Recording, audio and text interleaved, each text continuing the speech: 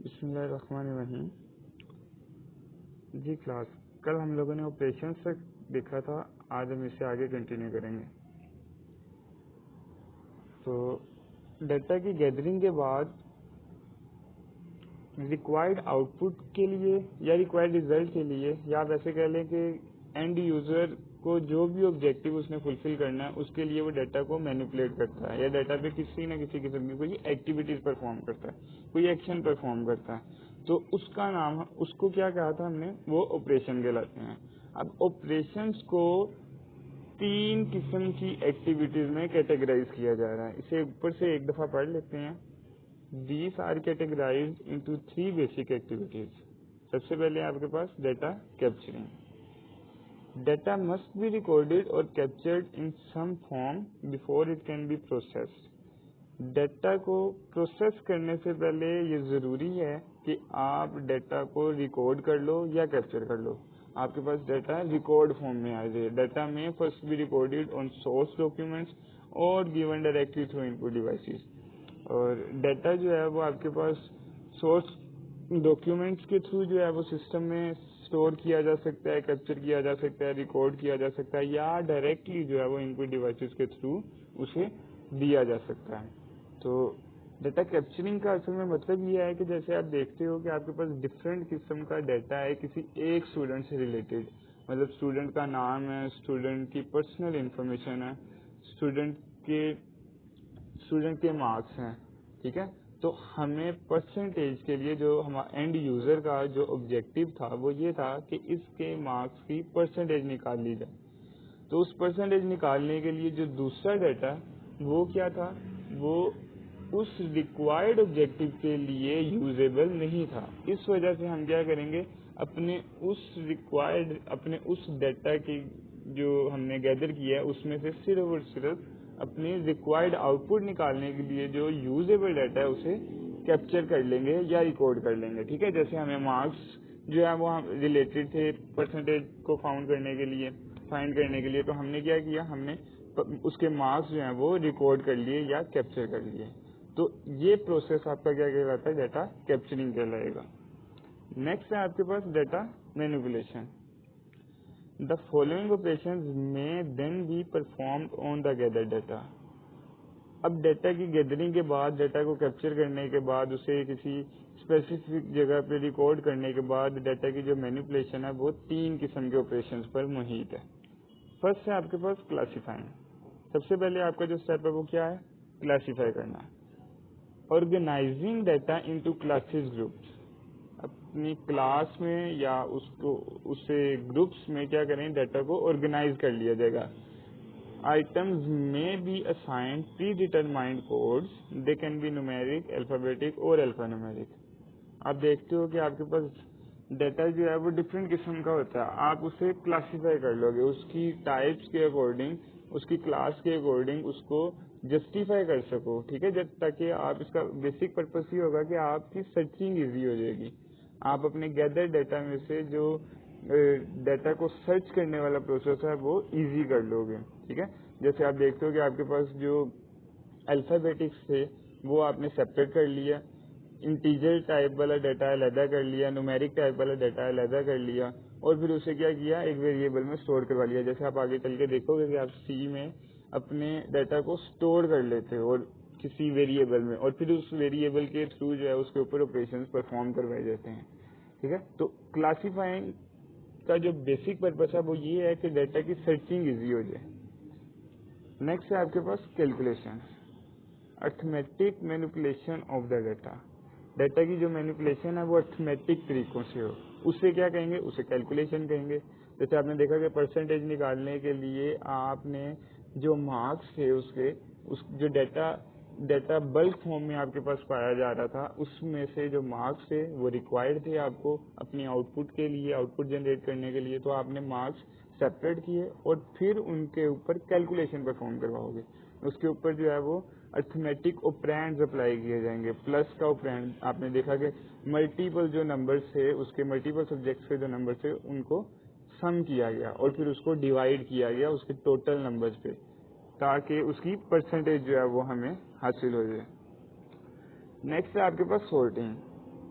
Data is arranged in logical sequence, numerically और alphabetically. Sorting कहते हैं तरतीब देने को। तो डाटा की जो अरेंजमेंट है वो लॉजिकल सीक्वेंस से जो है वो परफॉर्म कर ली जाएगी हमारे पास, चाहे वो न्यूमेरिक तरीके से हो चाहे वो अल्फाबेटिकली हो।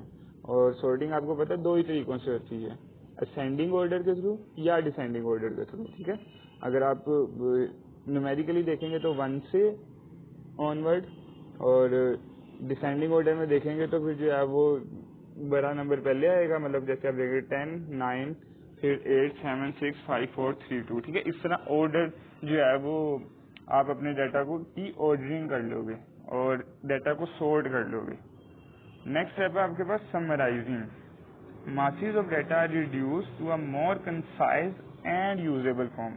अब डाटा को रिड्यूस कर लिया जाएगा। समराइज कहते हैं इसको है कि डाटा का खुलासा, डाटा का तो खुलासा नहीं होगा, लेकिन आप ये कह लो कि डाटा जो है वो जो बल्क फॉर्म में पाया जा रहा था, जैसे आपने देखा कि आपके पास जो एक्स्ट्रा डाटा था आपने उसको एक्सक्लूड कर दिया, ताकि जो डाटा आपके पास जो रिक्वायर्ड ऑब्जेक्टिव है, आपकी जो रिक्वायर्ड आउटपुट निकालने के लिए, जो मेन पर्पस को फुलफिल करने के लिए जिस डाटा की रिक्वायरमेंट है, सिर्फ उस डाटा को जो है वो आप अपने उसमें सिस्टम में एज अ इनपुट इंसर्ट करेंगे। ठीक है, तो इस प्रोसेस को आप समराइज करना करोगे कि अपने डाटा को रिड्यूस कर लिया जाए। ठीक है, कंसाइज मैनर से, मोर कंसाइज, और ज्यादा जो है वो बेहतर कर लिया जाए उसे।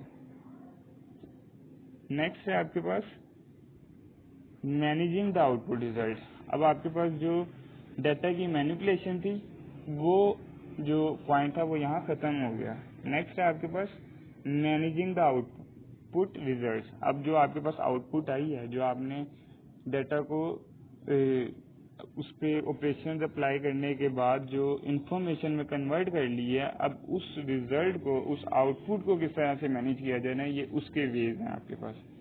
तो सबसे पहले आपके पास once the data is captured and manipulated it may be, जैसे ही आप डाटा कैप्चर कर लेते हैं, उससे मैनिपुलेट कर लेते हैं, उसके ऊपर कुछ प्रोसेस कर लेते हैं, तो 2 किस्म के फंक्शंस हैं, जो 2 किस्म की एक्टिविटीज हैं जो आप परफॉर्म कर सकते हो। सबसे पहले आपके पास स्टोरिंग एंड रिट्रीवल।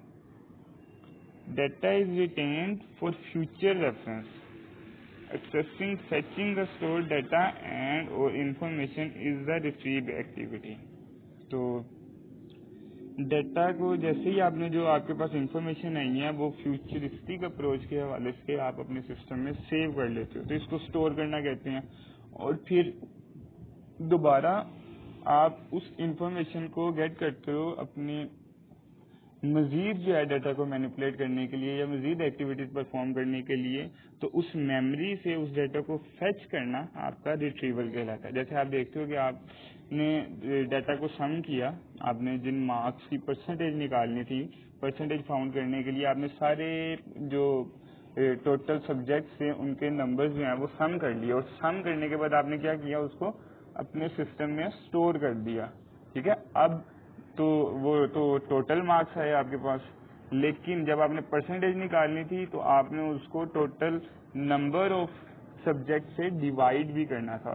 तो आप फिर क्या करते हो, आप फिर स्टोर किए हुए डाटा को, स्टोर किए हुए मार्क्स को दोबारा से रिट्रीव करते हो, फेच करते हो, और उसके ऊपर दोबारा से ऑपरेशन अप्लाई करते हो। तो इस प्रोसेस को हम क्या कहेंगे, रिट्रीवल कहेंगे। ठीक है, नेक्स्ट है आपके पास communication and reproduction. Data may be transferred from one location or operation to another for further processing। जैसे मैंने अभी आपको बताया कि आप डाटा को प्रोसेस करने के बाद, जैसे आप मैं कह लूँ कि हाफ प्रोसेस किया था आपने सम किया और उसको स्टोर करवा दिया, और स्टोर करवाने के बाद दोबारा उससे इंटरेक्ट किया, तो उस इंटरेक्शन को जो है वो हम क्या कहेंगे, कम्युनिकेशन कहेंगे, कि आपने डाटा के साथ कम्युनिकेट किया। Data may be transferred from one location, आप एक जगह से दूसरी जगह उसको ट्रांसफर कर देते हो, इट मीन्स कि आप स्टोर कर देते हो उसे, और ऑपरेशन टू अनदर, और दूसरा ऑपरेशन उस पर परफॉर्म करते हो फॉर फर्दर प्रोसेसिंग। तो इस चीज को हम क्या कहेंगे, इसको कम्युनिकेशन कहेंगे।